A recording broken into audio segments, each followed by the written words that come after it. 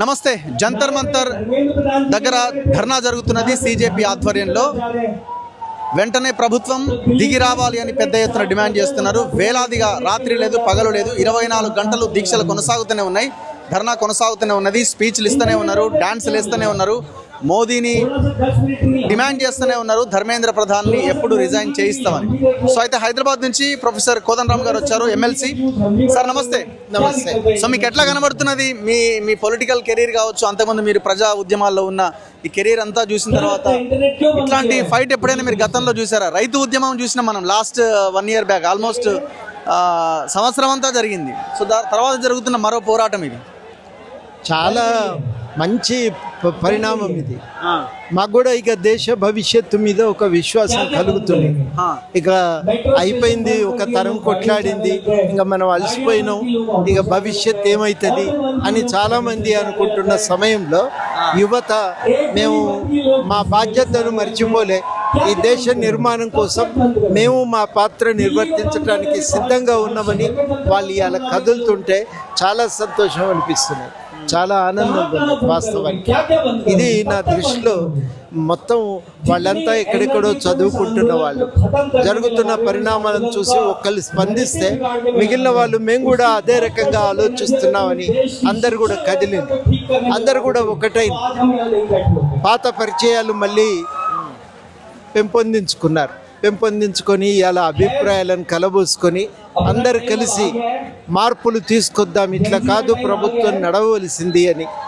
పరీక్షలు జరిగితే లీకేజీలు, అవి సరిగ్గా నిర్వహించటం లేదు, ఇట్లా కాదు, చదువు సరిగ్గా చెప్పండి, పరీక్షలు నిష్పక్షపాతంగా జరపండి, పేపర్లు అమ్ముకొని మీకు కావలసిన వాళ్లకు మీరు జేబులు నింపుకొని కావలసిన వాళ్లకు సహాయం చేయటం మానండి, ఇది మాకు అక్కరలేదు, ఈ దేశాన్ని బాధ్యతగా నడపండి అని వాళ్ళు ముందుకు వచ్చారు. ఇది మంచి మామూలు చిన్న విషయం కాదండి, ఒక విప్లవాత్మకమైనటువంటి మార్పు, ఇది కీలకమైనటువంటి మార్పు ఇది. సో ఇప్పుడు డిమాండ్ ధర్మేంద్ర ప్రధాన్ రిజైన్ చేయాలి అన్న డిమాండ్ వినబడుతున్నది. సో రిజైన్ చేయడం వల్ల ఏమొస్తుంది అన్నది ఒకటి. రెండోది, ప్రధానమంత్రి రెండో సెల్ఫీ వీడియో చేసిండు. ఫస్ట్ సెల్ఫీ వీడియోలో ఫాస్ట్ ట్రాక్ కోర్టు ఏర్పాటు చేస్తామన్నాడు. సెకండ్ సెల్ఫీ వీడియోలో అందరికీ థ్యాంక్స్ చెప్పేసిండు. అంటే నా వీడియో చాలా మంది చూసిర్రు, మీరు అందరు నన్ను స్వాగతించిర్రు అని. కానీ అక్కడ జరిగింది మాత్రం ఏం లేదు. అంతే కదా, ప్రభుత్వ ఆలోచన ఎట్లా ఉన్నది? ఇప్పుడు ప్రభుత్వం ఏంటంటే మాకు అధికారం అప్పచెప్పింది, మేము ఏమైనా చేస్తాం, మాకు తోచినట్టు మేము ప్రభుత్వాన్ని నడుపుతామని వాళ్ళు అనుకుంటున్నారు. కానీ వాళ్ళ పిల్లలు ఏమంటున్నారు, అది కుదరదు అంటున్నారు. అది కుదరదు, ఏదున్నా కానీ మీరు అధికారాన్ని బాధ్యతగా నిర్వర్తించటం లేదు, జవాబుదారీతనంతో వ్యవహరించట్లేదు అని తిరుగుబాటు చేస్తే ఇప్పుడు ఒకటొకటి మొదలుపెట్టారు. బాధ్యులైన అధికారులను తొలగిస్తాం, వాళ్ళ మీద చర్యలు తీసుకోవటానికి చట్టం తెస్తామని. ఇదివరకే చేయవలసిన పనులు కదా, పిల్లలు అడిగితే చేయాల్సిన పరిస్థితి వచ్చిందంటేనే ప్రభుత్వం సరిగ్గా లేదని కదా అర్థం. కాబట్టి చాలా స్పష్టంగా తెలిసిపోయింది. అందుకని పిల్లలు ఏమంటున్నారంటే అవన్నీ సరే, కానీ అన్నిటికంటే కీలకం ధర్మేంద్ర ప్రధాన్ను తొలగించటం. ధర్మేంద్ర ప్రధాన్ను తొలగిస్తే మేము సంతోషిస్తాము అని చెప్పి ఇవాళ పిల్లలు అడుగుతున్నారు. న్యాయమైన డిమాండు. ఈ డిమాండును సంపూర్ణంగా సమర్థిస్తూ ఈ ఉద్యమం విజయవంతం కావాలని చెప్పి కోరుకుంటున్నారు. మీరు కూడా ఆల్టర్నేట్ పాలిటిక్స్ కావాలి అని గతంలో కోరుకున్నారు, మీలాంటి వాళ్ళు పార్టీ పెట్టిరు. సో ముందుకెళ్లే ప్రయత్నం ఒకటి జరిగింది. సో ఈ దేశంలో కూడా సిజేపీ అనేది పార్టీ కాకపోయినా వాళ్ళు సెటైరికల్ గా దీన్ని స్టార్ట్ చేసిన సిజేపీ ఆర్ ఇంకొక పార్టీ ఎవరన్నా సో ఆల్టర్నేట్ కోణంలో వచ్చే అవకాశాలు ఉన్నాయని మీకు కనబడుతుంది. అంటే రాజకీయాలంటే కేవలము డబ్బులు కుమ్మరించి గెలిచి డబ్బులు సంపాదించుకోవటం కాదు, ప్రజల భవిష్యత్తును తీర్చిదిద్దటమే రాజకీయాల పరమావధిగా ఉండాలి అని ఆ రాజకీయ లక్ష్యాన్ని, స్వరూపాన్ని, స్వభావాన్ని మార్చవలసిన అవసరం ఉంది. ఇవాళ ఈ ఉద్యమము ఆ మార్పు చేస్తే ఎట్లా ఉంటుందని సూచిస్తుంది. సమస్యను లేవనెత్తటం, పరిష్కారాలను వెతకటం, సాధించుకోవటం, వ్యవస్థను చక్కదిద్దటం, ఇది వాళ్ళు చేస్తున్న పని. అంటే మీకు ఇప్పుడు నడుపుతున్న పద్ధతి సరిగ్గా లేదు, ఇట్లనే కనుక మీరు పనిచేస్తే మేము అంగీకరించాం, దానికి వ్యతిరేకంగా ఖచ్చితంగా నిలబడతాం, మేము దానికి వ్యతిరేకంగా ఖచ్చితంగా ప్రశ్నిస్తాం, దాన్ని సరిచేయటానికి బాధ్యతగా మేము నిలబడతామని ఇవాళ పిల్లలు కదులుతున్నారు. అది ఆహ్వానించదగిన పరిణామం. మనం సోషల్ యాంటీ ఎలిమెంట్స్ ఉన్నాయి, యాంటీ సోషల్ ఎలిమెంట్స్ ఉన్నాయి.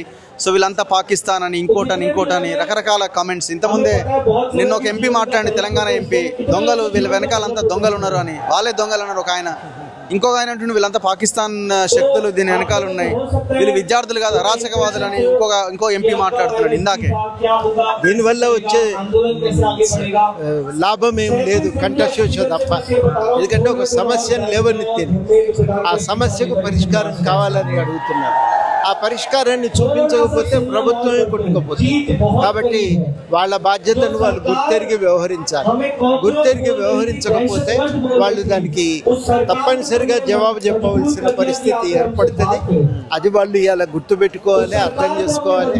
వాళ్ళు అర్థం చేసుకోకపోతే, స్పందించకపోతే ఖచ్చితంగా ప్రజల ముందు దోషులుగా నిలబెట్టగలుగుతుంది ఉద్యమం అని నేను చెప్పగలను.